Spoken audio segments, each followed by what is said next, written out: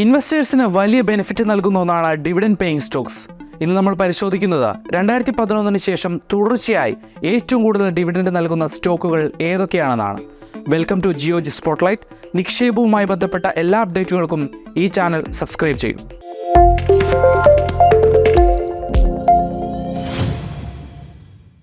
ആദ്യം TCS ആണ്. 2011 ശേഷം 60 തവണ ഡിവിഡൻഡ് നൽകിയ കമ്പനിയാണ് TCS.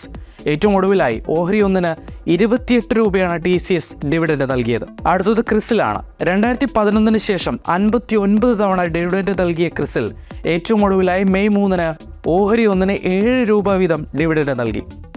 HCL ടെക്നോളജീസ് 2011 ശേഷം 56 തവണ ഡിവിഡൻഡ് നൽകി. മെയ് 7 ഏറ്റവും ഒടുവിലായി HCL നിക്ഷേപകർക്ക് ഡിവിഡൻഡ് നൽകിയത്. അന്ന് 18 രൂപയാണ് ഓഹരി ഒന്നിന് നിക്ഷേപകർക്ക് ലഭിച്ചത്. 2011 ശേഷം 53 തവണ ഡിവിഡൻഡ് നൽകിയ പേജ് ഇൻഡസ്ട്രീസ് ആണ് അടുത്തത്. കഴിഞ്ഞ മാസം മെയ് 31 അവർ അവസാനമായി ഡിവിഡൻഡ് കൊടുത്തത്. നിക്ഷേപകർക്ക് ഓഹരി ഒന്നിന് 120 രൂപ ലഭിച്ചു.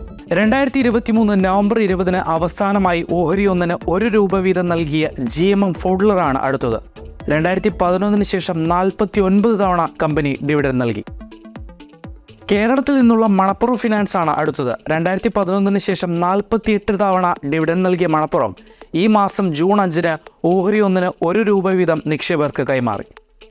2011 ശേഷം 47 തവണ ഡിവിഡൻഡ് നൽകിയ സൺ TV നെറ്റ്വർക്ക് ഏറ്റവും ഒടുവിലായി കഴിഞ്ഞ വർഷം നവംബറിലാണ് ഡിവിഡൻഡ് നൽകിയത്. ഓഹരി ഒന്നിന് 1 രൂപ വീതമായിരുന്നു ഡിവിഡൻഡ്.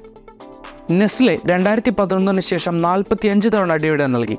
കഴിഞ്ഞ ഫെബ്രുവരി 15 ഏറ്റവും ഒടുവിലായി ഡിവിഡൻഡ് നൽകിയത്. ഓഹരി ഒന്നിന് 7 രൂപ വീതമായിരുന്നു നെസ്ലയുടെ ഡിവിഡൻഡ്. 2011 ശേഷം 39 തവണ ഡിവിഡൻഡ് നൽകിയ ഗോദ്രേജ് കൺസ്യൂമർ പ്രൊഡക്ട്സ് ആണ് അടുത്തത്. കഴിഞ്ഞ മാസം 14 ഓഹരി ഒന്നിന് 10 രൂപ വീതം അവർ ഡിവിഡൻഡ് നൽകി.